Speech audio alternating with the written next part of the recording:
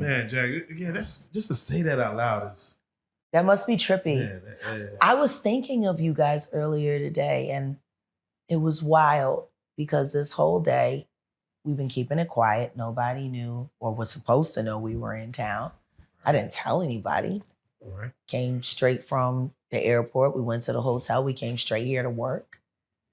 We were here till 3 a.m. I go to sleep. I wake up. I thought I lost my phone. It was all the way under the pillow. You know what I mean? Right. Normal day for the most part. And then I go to get coffee for me and Ange. And instantly I know that the girl recognizes me behind the counter. I'm like, okay. And then somebody else walks in. But the fourth person that recognized me when I went outside to smoke my cigarette while I was fretting over my phone and, waiting for the coffee, this guy looked, he said, "You Jaguar." And I was talking to the mod squad, of course. And he recognized my voice. He said, "I know you from the Blue Couch." He said, "I listen to you every day." And then I saw him starting to get choked up. And he's sitting there shaking and he's crying. He said, "I talk to you." He said, "I listen to you every day." And I said, "Well, I'm in town with a friend." He said, "Who?" I said, "Gene Deal." He said, "Brother Gene is here." Shout out him. So I get on the phone. We got the FaceTime now. We're FaceTime. There you go. Yeah, this is cool. Yeah, You're nice, Jay. You're real nice. You're approachable. Let me say that. You're very approachable. I am. People might think you're not, but I meet people with the energy I receive. There you go. So if I've ever been nasty to you, that tells you everything you need to know about yourself. So, it's like, and I'm talking to Gene, and this man is sitting there, he starts shedding tears. He's weeping. He said, "Y'all are the truth." And he said, "Shalom." And I'm like, oh, okay. We're having a real moment here. And I gave him my phone number and I was going to invite him tonight, but I think you guys need to talk to him without me here. Please, yeah, no, let's definitely have a conversation. I don't want to be a distraction. And the truth is I don't know if I can handle it because I started crying with him a little bit.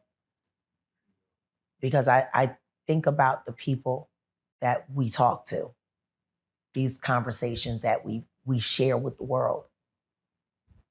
I don't know if we really understand how much they mean. And I don't even know if we really understand everything that we've sacrificed and we put into getting to this point. Yeah, Jay, let's talk about the synergy of it because you and Gene Deal just serenaded each other on the beach. Yeah. Like what this energy, the energy of just that moment alone to where this man who has been opening up and telling his truth on the other side of the world and you opening up telling your truth on the other side of the world.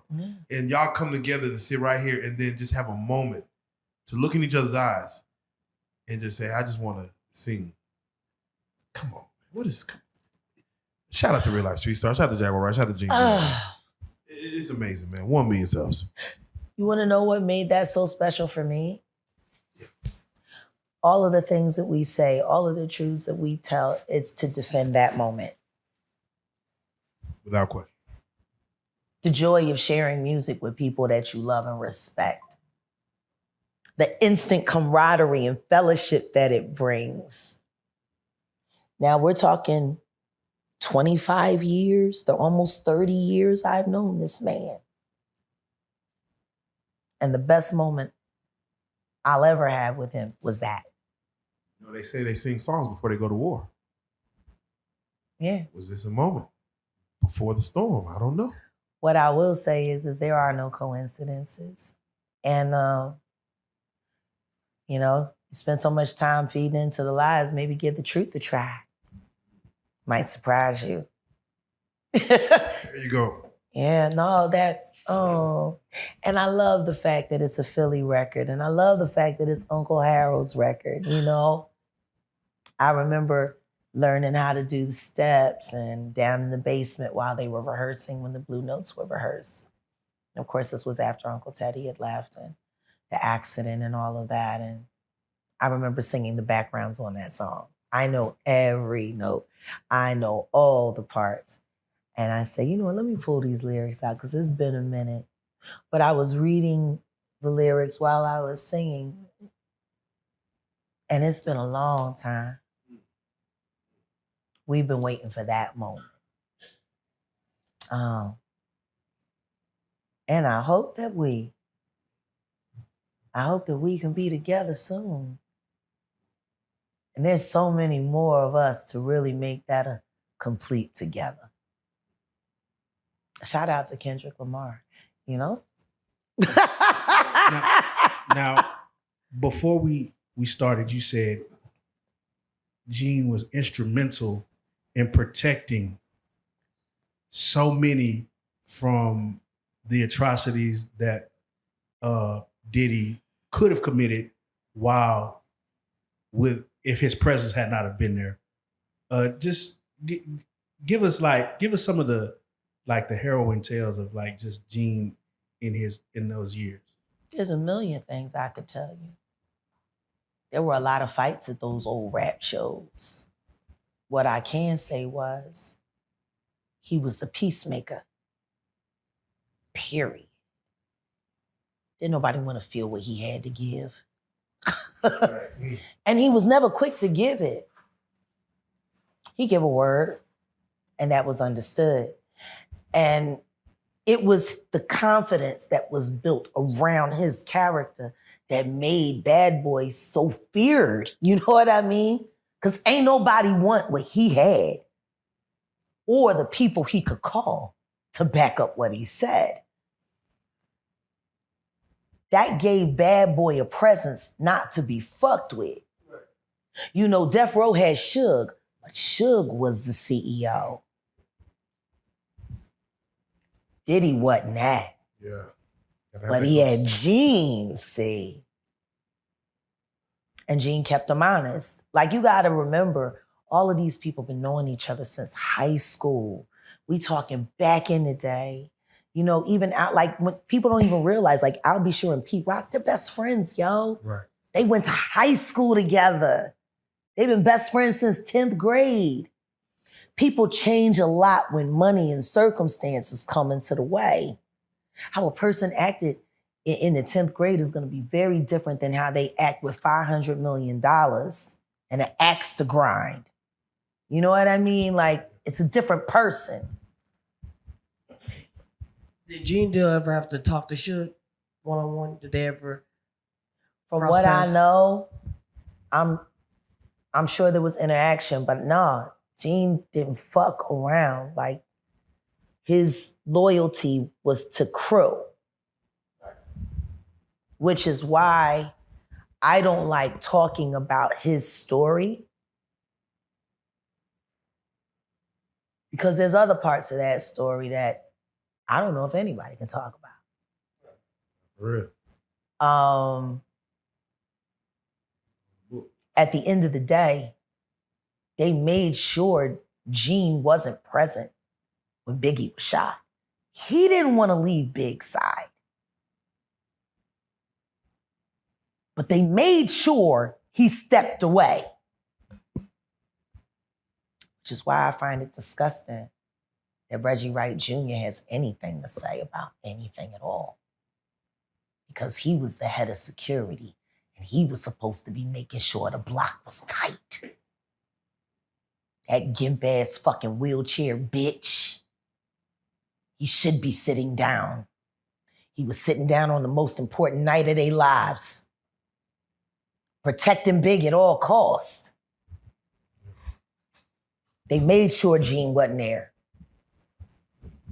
If Big doesn't die, do you get a Puff Daddy the way he turns out now? Fuck no. Does Big keep Puff in check? Oh, absolutely. Big and Kim. Kim had she had the little babies. Junior Mafia loyal to Kim. What else was there? Biggie, Kim, Junior. What else was there? Total, my Kima, my friend, love her to death. Total couldn't carry that. 112 couldn't carry that. Carl Thomas couldn't carry that. They were all able to survive because of the dynasty that came with Big and Junior Mafia. So no one tells P. Diddy what to do. Like, Absolutely. who tells him what to do? Clive Davis in the beginning. No, he didn't empower him. That motherfucker put his ass on a block. He gave him power. And all he had to do was diddle-dee-dee and diddle-dee-dum. Like, he wasn't gonna tell Gene and them that's how he was getting the money. Right. Let's be real about that. You think he was going to admit to these niggas who he went to school with, who essentially he asked to come to make his G official? Right. Like you heard him say, Christopher Williams, street nigga, gangster nigga, Pete Rock, I'll Be Short, they niggas from the hood. You know what I'm saying? Gene Deal. Like, ain't nobody looking at how Puff positioned himself. There was a wall of protection and talent and brilliance around him. Nobody had to look at him for real, for real. And the truth is nobody did. Everybody laughed and joked about him dancing like a fucking idiot in all them goddamn videos. Twirling around in circles and shit. This nigga been wild. Like, you know, so I'm just saying, they didn't know. And he wasn't telling them. They just know he got the budget. He go to LA, he talk to Clive, he come back with the bread. Apparently, he has this man's confidence. Yeah, I'm sure that man was very confident with his penis in his mouth. You know what I'm saying? Clive is a whole freak. You think Clive put him on to all I know. Clive, that's what he do. Queen Clive. Long may she reign in hell. When 50 Cent... Don't nobody want to talk about why R. Kelly's bus was parked in Clive Davis's driveway, why his tour bus was parked in Clive Davis's driveway at the house where the shit went down between Chris and Rihanna. Don't nobody want to talk about why it was filled with video girls who were being trafficked. And he was never questioned by Me Too. Why ain't nobody from Me Too saying anything? They had so much to say about Harvey Weinstein, who's now all his charges is being dropped. So much for their investigation. Guess it was a little paper thin. I don't know. These bitches was mad talkative. They was on the fucking news every goddamn day. And then they brought that witch bitch fucking Rose McGowan, fresh off a breakup with Marilyn Manson, feeling low, gave her a cause. You like the shit you did with Harvey Weinstein, bitch. Don't front. That's real rad. Why didn't they ask Leah Remini? She's a little more credible. But then again, she might have been able to pull some of their cards because a lot of them motherfuckers is involved in that Scientology bullshit too. That's LA. I love the work that me and Odell are doing right now. We've been documenting my history in Los Angeles, all 25 years from 1999 to now. And, you know, I just said something off the cuff and he was like, no, you're right. LA is a graveyard. It's a graveyard. Whether it's dead hopes and dreams or stars. Like riding to the corner where Biggie was killed. I was just there. Literally. And that building It's this big, gaudy, Masonic looking thing. You know, it's all right, architecturally wise. But what gets really interesting about it is when the sun goes down, they turn the lights on, blood red, pure blood red. The whole building glows in pure blood red. I don't know, man. It just feels disturbing to me. You put this thing up that looks like some kind of Masonic monument where Biggie Smalls was shot to death. And at night, you thought that the color should be blood red. I don't know. Then we're in Vegas and we go down to Flamingo and Cobalt, where Tupac was shot.